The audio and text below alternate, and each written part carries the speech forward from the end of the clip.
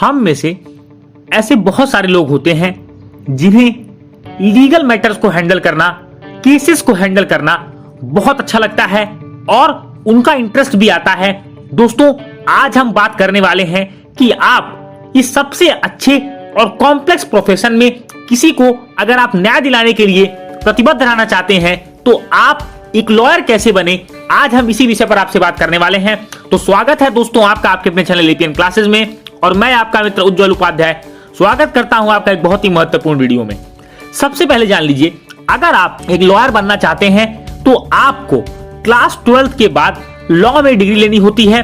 जैसे कि मैं बात करूं, अगर आप एक लॉयर बनना चाहते हैं तो आपको 5 इयर्स का इंटीग्रेटेड कोर्स करना होता है, जिसमें कि आप BA LLB, BBA LLB, BSc LLB, BA LLB honours, BSc LLB honours, ये सारी डिग्रीज लेकर के आप एक लॉयर बन सकते हैं। और अगर आप ग्रेजुएशन के बाद इस कोर्स को करना चाह रहे हैं तो आप 3 इयर्स का प्रोग्राम कर सकते हैं। अगर बीटेक की बात करें कि बीटेक वाले कैसे लॉयर बन सकते हैं, तो दोस्तों आपको बीटेक प्लस LLB करना होगा, जिसमें आपके 6 साल जाने वाले हैं।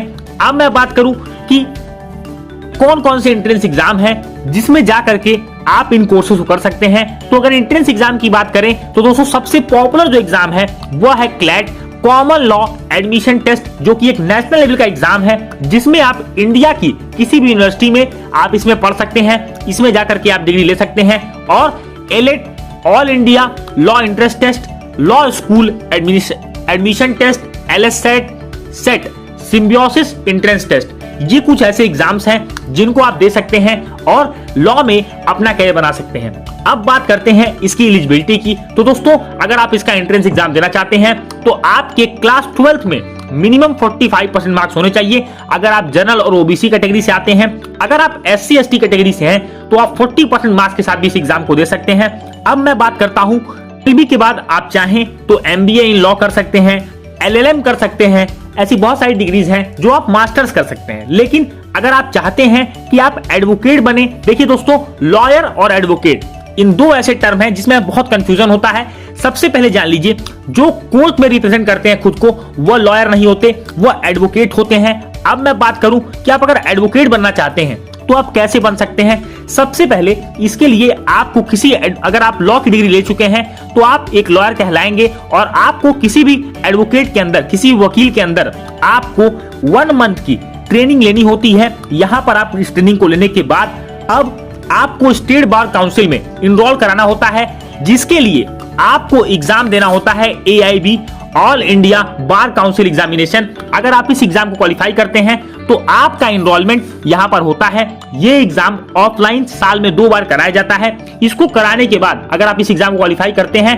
तो आप एक एडवोकेट कहलाएंगे, और अपने जो भी केसेस आप लेंगे उसमें आप अपने आप को कोर्ट में रिप्रेजेंट कर सकते हैं।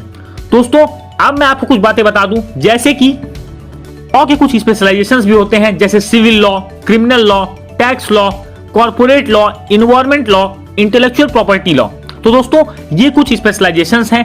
और अगर मैं जॉब ऑप्शंस की बात करूं तो आप जॉब ऑप्शन में family lawyer, security lawyer, tax lawyer, environment lawyer, legal assistant और कॉन्सुलेटर की जॉब्स आपके लिए ओपन होती हैं। आप इन जॉब्स में जा सकते हैं। और फर्म्स की बात करूं कि जो आपको जॉब अपॉर्चुनिटीज देती हैं, तो इसमें आपके लिए corporate business, multinational companies, media and entertainment houses, engineering firm, political parties, finance companies, consulting firms, college and administration. दोस्तों, इस सब फील्ड में आप जा सकते हैं। अब मैं बात करता हूं कुछ टॉप यूनिवर्सिटीज की, जिस यूनिवर्सिटीज से आप जाकर के पढ़ सकते हैं। Alliance university Karnataka, MIT university new Delhi, ये बहुत सारी यूनिवर्सिटीज हैं जिनसे आप जा करके इस कोर्स को कर सकते हैं।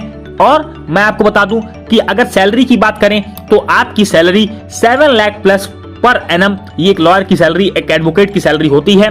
और एक बहुत ही अच्छा फील्ड है लॉ, इसमें आप जा करके अपना एक सुनहरा भविष्य बना सकते हैं। उम्मीद है कि आपको लॉयर बनने का, एडवोकेट बनने का यह वीडियो पूरा समझ में आया होगा, आपको इससे पूरी इंफॉर्मेशन मिली होगी। दोस्तों, वीडियो अच्छा लगा है तो वीडियो को लाइक करना ना भूलें, चैनल को सब्सक्राइब नहीं किया चैनल को सब्सक्राइब करें, नोटिफिकेशन बेल को जरूर टैप करें। मिलेंगे दोस्तों अपने अगले वीडियो में, तब तक के लिए thank you and have a wonderful day ahead.